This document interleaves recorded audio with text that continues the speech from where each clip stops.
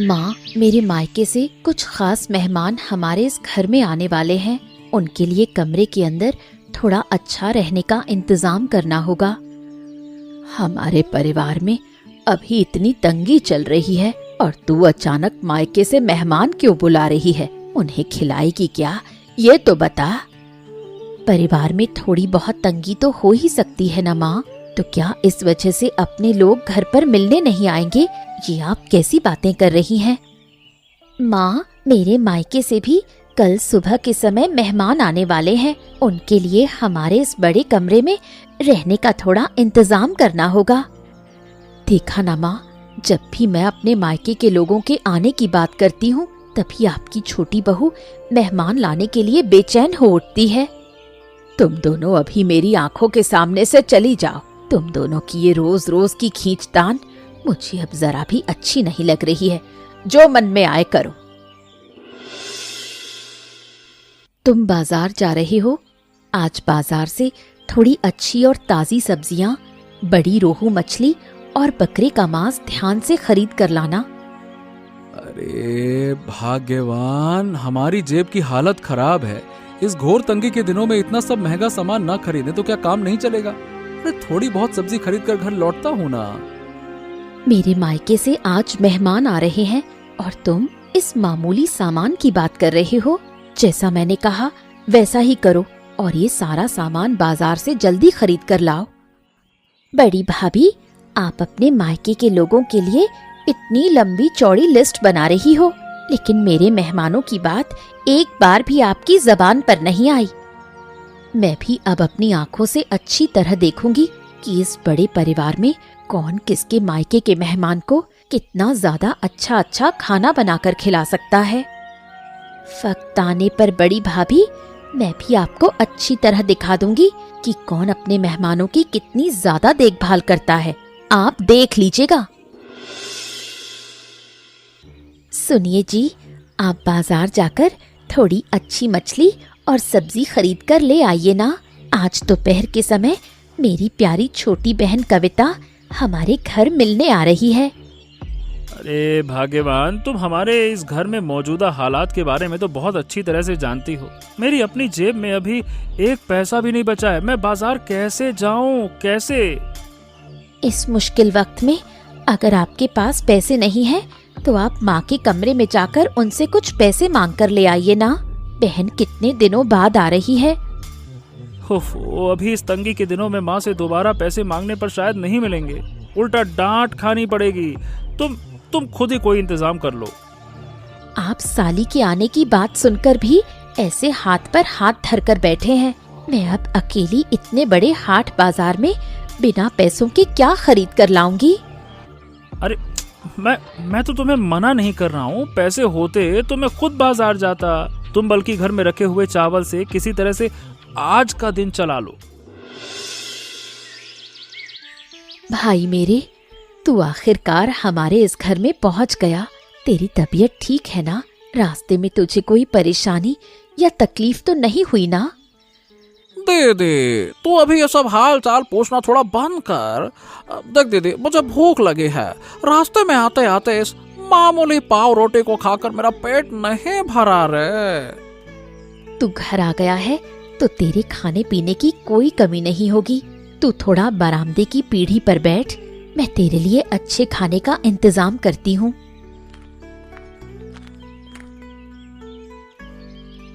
दीदी, ओ दीदी, मैं आ गई। कितने दिनों बाद तेरे ससुराल में आई हूँ रे। तू कैसी है? जीजाजी बाजार नहीं गए क्या? कविता, तू आ गई बहन। मैं तेरे लिए सुबह से इस आंगन में चातक पक्षी की तरह रास्ता देख रही हूँ रे। तू कैसी है बता? मैं ठीक हूँ दीदी, लेकिन तेरे इस आंगन में खड़ा ये मोटा लड़का कौन है रे?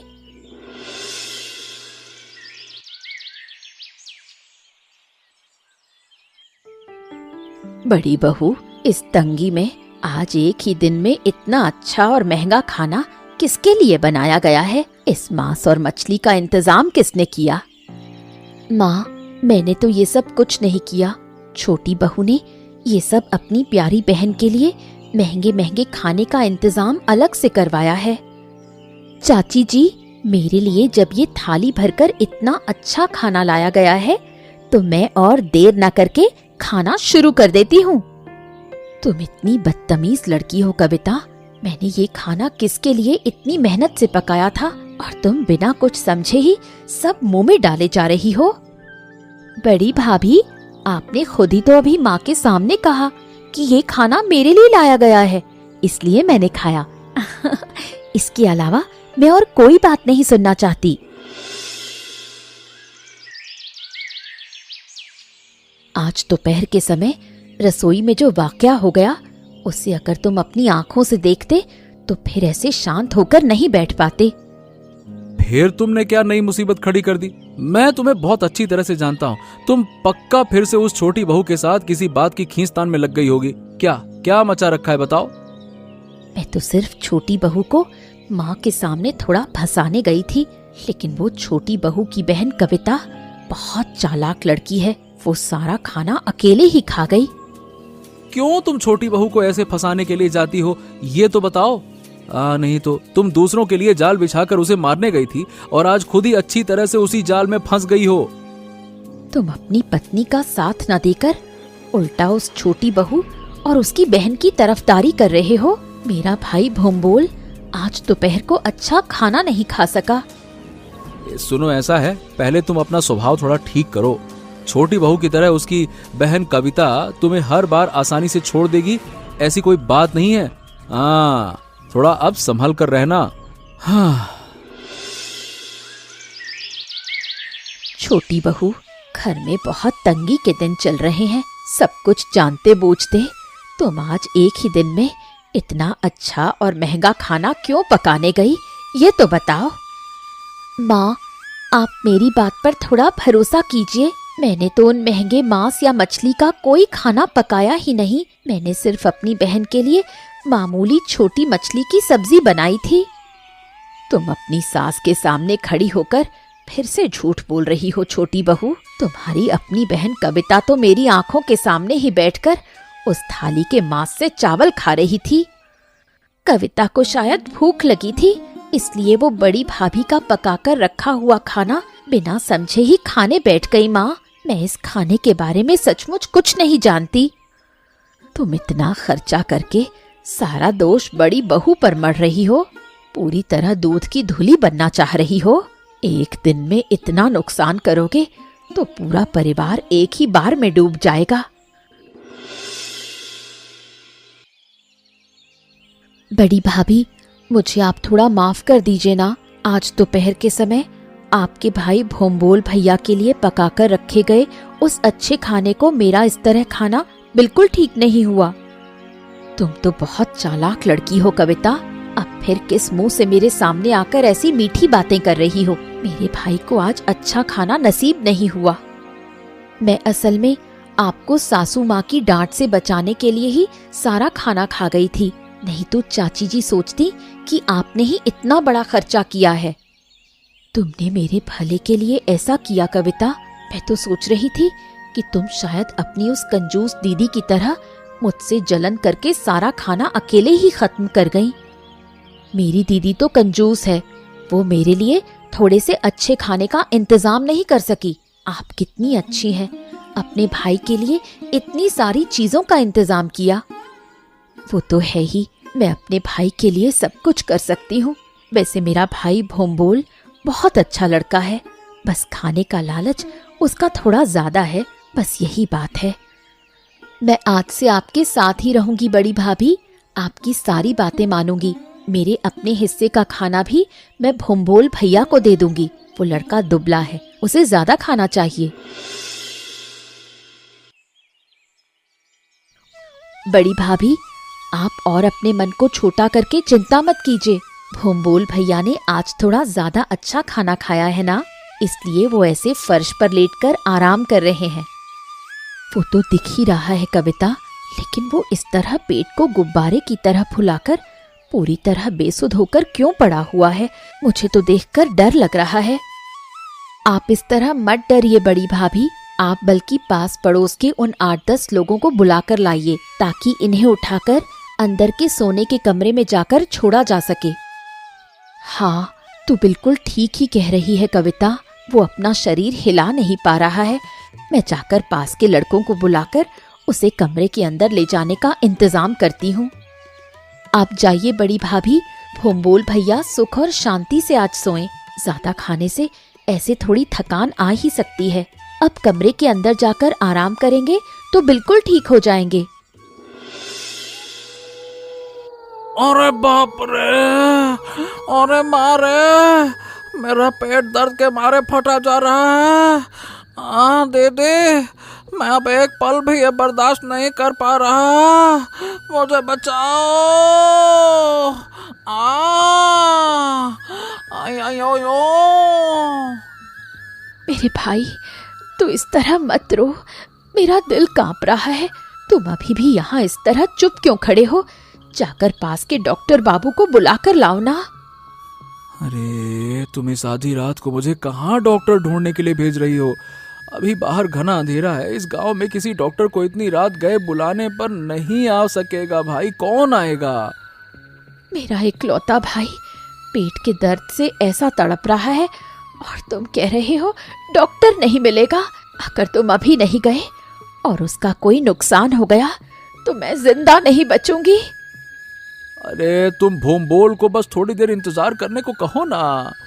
मैं कमरे की अलमारी से पेट दर्द की दवा ढूंढ कर लाता हूँ। उसे खाने से शायद थोड़ा आराम मिल सके। रुको।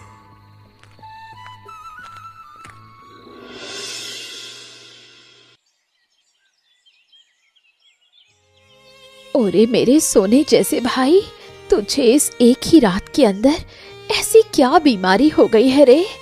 तू इस तरह आंगन की धूल में बेदम होकर क्यों पड़ा है? मुझे डर लग रहा है। ज्यादा लालच करके अच्छा अच्छा खाने की वजह से ये मुसीबत हुई है।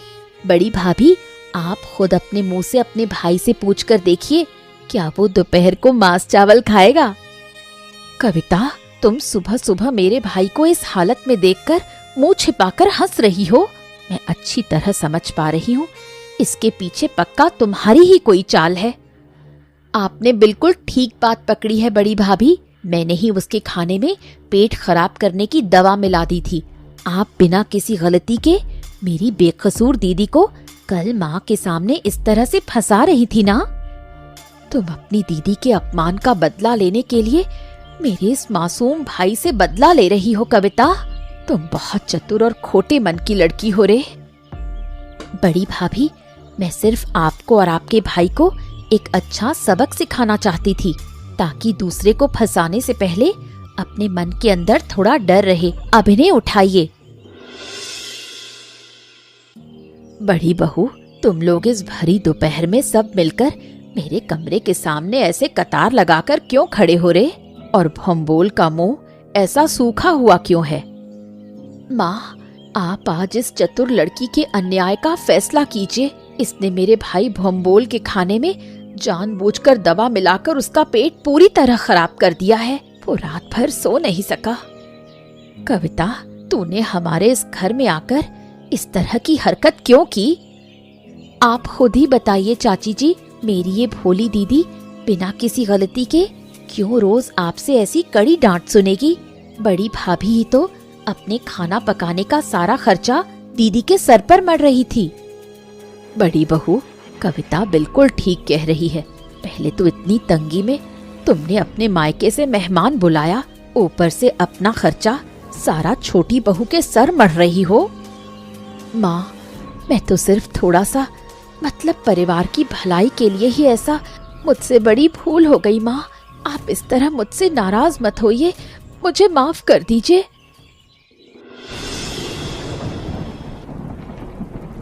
ओरे मेरे भाई, इस आंधी तूफान में दर्द की वजह से तेरा दम निकला जा रहा है और बाहर ऐसा मौसम है कि मैं तुझे किसी डॉक्टर के पास भी नहीं ले जा पा रही। मैं अब अकेली क्या करूं? मुझे कुछ समझ नहीं आ रहा। बड़ी भाभी, आप इस तरह मत रोइए। मैं इस तेज आंधी पानी के बीच ही जंगल से एक जड़ी बूटी का पौधा बड़ी मुश्किल से उखाड़ कर लाई हूँ। ये उसे खिला दीजिए, देखिएगा वो ठीक हो जाएगा। नहीं नहीं कविता, मैं तुम्हारा लाया हुआ जंगली पौधे का काढ़ा अपने भाई को नहीं पीने दूंगी। तुम फिर इसके अंदर क्या नया जहर मिलाकर लाई हो, कौन जाने। मेरे भाई को मारने के लिए तुम फिर कोई नई चाल तो नहीं चल रही हो ना। आप मुसीबत के दिनों में भी अपने मन के अंदर इतना शक पालकर रख रही हैं बड़ी भाभी। मैं इतनी बेरहम नहीं हूँ। आप एक मन से भरोसा करके मेरी ये जंगली दवा भोंबोल भाई को पीने दीजिए, नहीं तो उनकी तकलीफ और बढ़ेगी।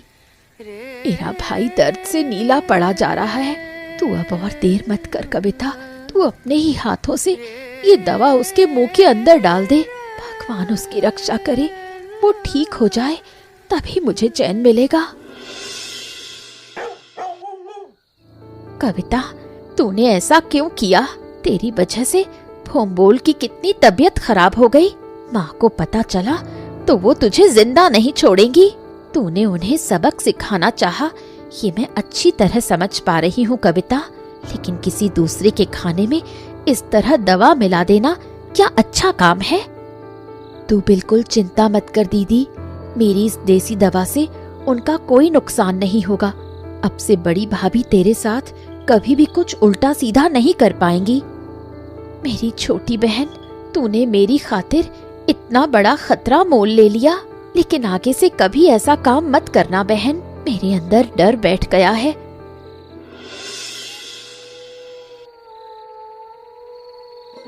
बड़ी भाभी, मैं अपनी गलती के लिए हाथ जोड़कर आपसे माफी मांगने आई हूँ। उस दिन मैंने खाने में पेट खराब की दवा मिलाई थी, इसलिए भोंबोल भैया की ऐसी हालत हुई थी। मुझे माफ कर दीजिए। तुमने अपने मुंह से सारी सच्चाई कबूल कर ली कविता, लेकिन तुमने मेरे मासूम भाई से बदला क्यों लिया, ये तो बताओ। उसने तो कोई गलती नहीं की थी। मैं सिर्फ आपको अच्छी तरह समझाना चाहती थी कि बिना गलती के अगर सामने वाले को सजा मिले तो उसके मन में कैसा हाहाकार मचता है। मेरी दीदी भी रोज वैसा ही दर्द झेलती थी। तुमने मेरी दोनों आंखें आज पूरी तरह खोल दी कविता। मैं अपने मायके का घमंड दिखाकर रोज छोटी बहू को माँ के सामने इस तरह फंसाकर बहुत बुरा काम कर रही थी। मुझे खुद शर्म आ रही है। इतने दिनों बाद आप अपनी गलती समझ पाई, ये देखकर मुझे अच्छा लग रहा है भाभी। आप तो अच्छे मन की इंसान हैं। अब सब कुछ भूलकर नए सिरे से चलिए। मैं तुम्हें आज सच्चे मन से जुबान देती हूँ कविता, मैं और कभी भी छोटी बहू को इस बड़े परिवार में जलील या परेशान नहीं करूंगी। हम दोनों जेठानी देवरानी मिलकर एक साथ इस घर को अच्छे से संभालेंगे। माँ, आप मुझे अपनी बड़ी बेटी समझकर इस गलती के लिए एक बार के लिए माफ कर दीजिए। मैं आज से आपके सामने खड़े होकर अपने सारे पुराने दोष और खींचतान की बात सच्चे मन से कबूल करती हूँ। माँ, बड़ी भाभी अपनी गलती समझ गई हैं। हम दोनों मिलकर वादा करते हैं, अब परिवार में कभी कोई झगड़ा नहीं होगा। आप हम दोनों से इस तरह नाराज मत रहिए माँ।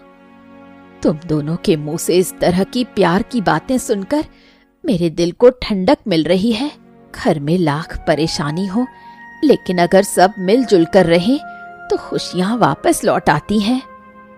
मैं और कभी भी मायके का घमंड दिखाकर छोटी बहू को दुख नहीं दूंगी माँ। आज से इस घर की सारी रसोई और जिम्मेदारी हम दोनों बराबर हिस्सों में बांटकर खुशी खुशी संभालेंगे। हाँ माँ, बड़ी भाभी बिल्कुल ठीक कह रही हैं। हम दोनों में बहनों की तरह ही प्यार रहेगा अब से। हमें आशीर्वाद दीजिए माँ। अब तुम दोनों ने अपनी गलती मान ही ली है तो मुझे तुम लोगों से कोई गिला शिकवा नहीं। तुम दोनों अब कमरे के अंदर जाओ, नए सिरे से हमारे इस परिवार को संभालो।